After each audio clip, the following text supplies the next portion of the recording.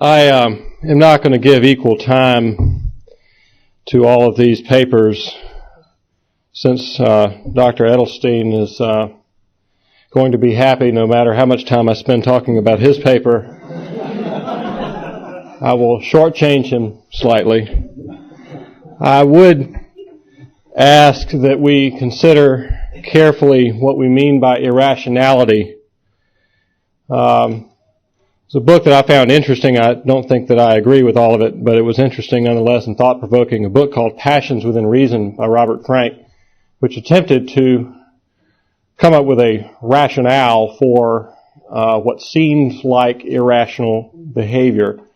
As I say, I don't agree with much of it, but I did find it thought-provoking and helps. It may help us to understand what we do mean by irrationality. There are certain behaviors which may be dysfunctional, which are quite rational, assuming the knowledge that we have.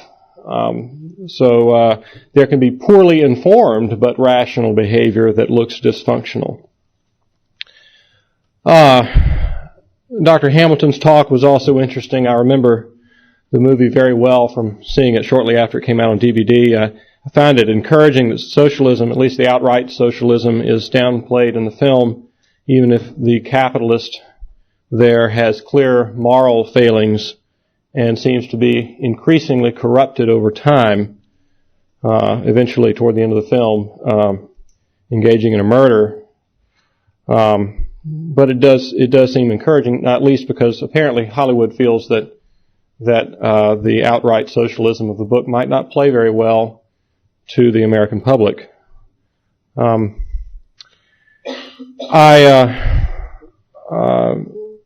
also found the paper by Dr. Guyot is interesting. In an economy which is searching for superstars, I believe he was saying that women would be at a disadvantage economically. The paper recalled to mind a recent discussion at my college over the possibility of a disparity in pay between females and males on the faculty. The discovery was, after adjusting for things like seniority and discipline, that females were slightly overcompensated, at which point I think a number of the women on the faculty decided to offer the males on the faculty a cup of coffee in compensation for the slight disparity. Just as a personal anecdote as well, our department, the economics department at Wofford, gives a departmental award each year, and from my recollection, over the last 30 or 40 years that the award has been offered, about 2/3 of the recipients at least have been female, and it seems more than that in recent years. Out of the last 10 years, I think we may have had 2 or 3 male recipients of that award. I'd also be interested to know how we determine performance.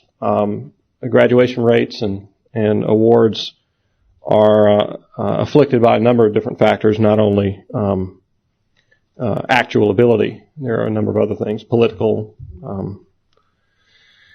I wanted to spend a little more time on Mr. Mariano's paper. The free market is not a product to be sold. I think that's the core of my difficulty with his paper. One may sell the ideas as bound up in textbooks or in classes, but we can't sell something that cannot be possessed. Maybe I'm misunderstanding the paper here, but furthermore, what will people give in exchange for this product? Let's not confuse the exchange of products in a market with the attempt to persuade someone of a new way of thinking about things. How can one make the free market tangible? Markets are necessarily intangible. We might put a seal on a product that says it's free market friendly.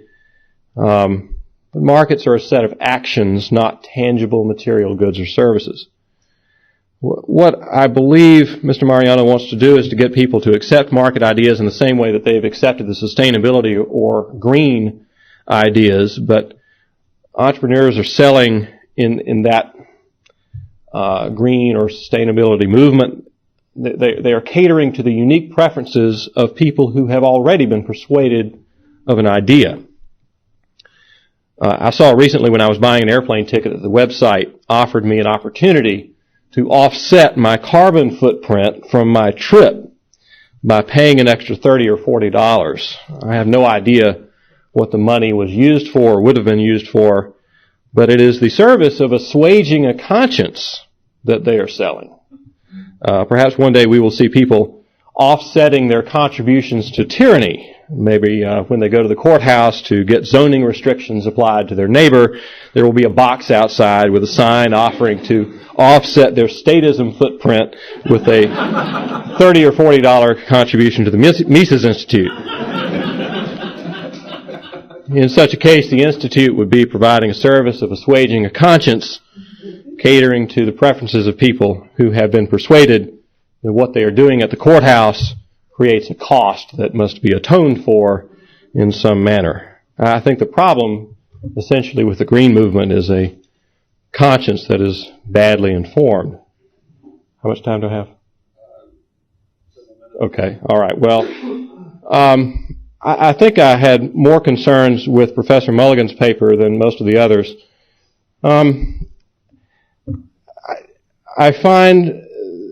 would find it helpful to have a more concrete definition of religious belief before moving forward in this paper. There are important religions based on essentially a worship of the state, deity of the state. We certainly see kings that have set themselves up as being a form of some form of God. So I've got a question there about our assumptions on the definition of religion. And there's also an assumption here of the factuality of Darwinian natural selection.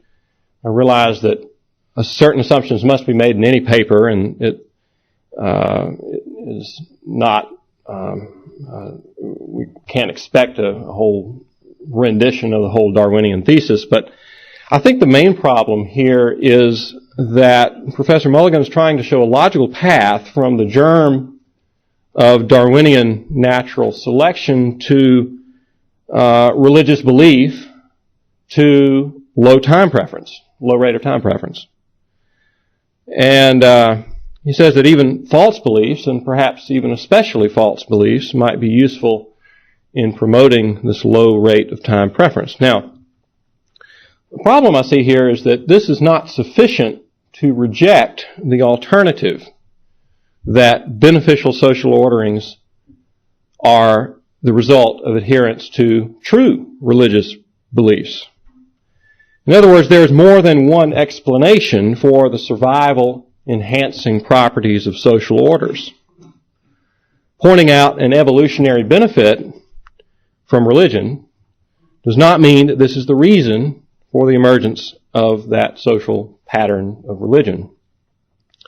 Toward the middle of the paper, Professor Mulligan seems to say with Hoppe that time preference can be altered by property rights security or physical security or other social or institutional factors. Maybe religion, as one of those factors, does in fact produce a tendency toward lower time preference by adding a moral imperative to rules about property rights. Thou shalt not steal. Thou shalt not murder. But this does not mean that the religion is not true. We have, I think, in this paper, a hypothesis without a resolution. How do we know that it is not atheistic evolutionary theory which is emerging as an explanatory narrative that diverges from factual reality? Could it not also meet an urgent psychological need, this evolutionary theory? Now, it's not my intent to get into discussions of possible evolutionary disadvantages of particular religious practices. This is generally unproductive. For instance, a practice which seems to present no reproductive advantage could be argued to have some sort of psychological advantage. How do we know it has a psychological advantage? Because people do it. And we can't think of any other reason. Why do people do it? Because it presents a psychological advantage. We see a similar problem in parts of Mulligan's paper, I believe. He says some feel religion benefits the species by lowering the cognitive burden through simple, intuitive, though usually objectively false or unverifiable explanations.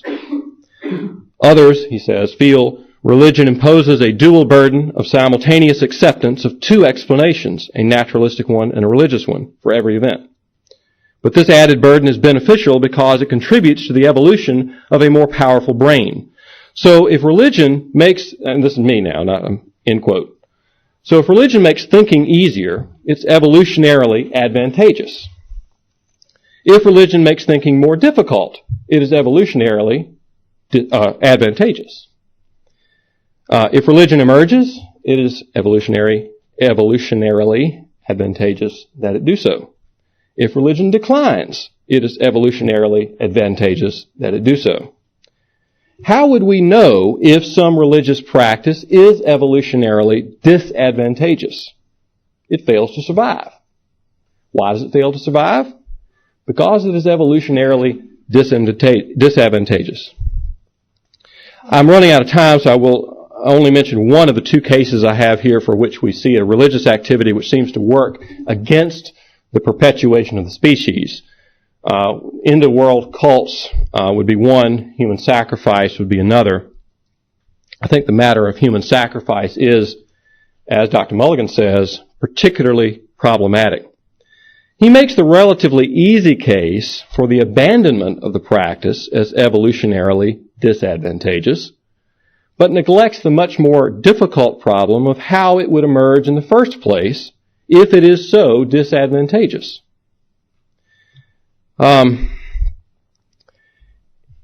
If we resort to the idea that these kinds of practices are simply disadvantageous mutations that are quickly weeded out, like a new virus that kills its hosts too quickly to transfer offspring to new hosts, then we still run into several problems. One is that a religion involves a group of humans acting as individuals. Mutations of organisms can occur as a random genetic change in a single organism. Most of those mutations would cause the organism, like a virus, to suffer disadvantage. A few would promote the success of the virus. To get a flawed religious practice, we would have to have a number of people simultaneously changing a group practice that would put them all at a disadvantage in the broader society. In this way, it's similar to one of the key problems with Darwinism, that numerous, simultaneous, random mutations are necessary to create a functional whole. Mulligan seems to be arguing that we can get simultaneous mutations or coordinated changes in individual belief that create a dysfunctional whole, and that the dysfunction survives for at least a while. Finally, as a side note, I did not see any mention of a book that I would think would be relevant here, and that was Robert Frank's book that I mentioned earlier, Passions Within Reason, The Strategic Role of the Emotions. And I think that might help. Again, it's not something I would necessarily agree with, but it's something that I think should be considered. Thank you.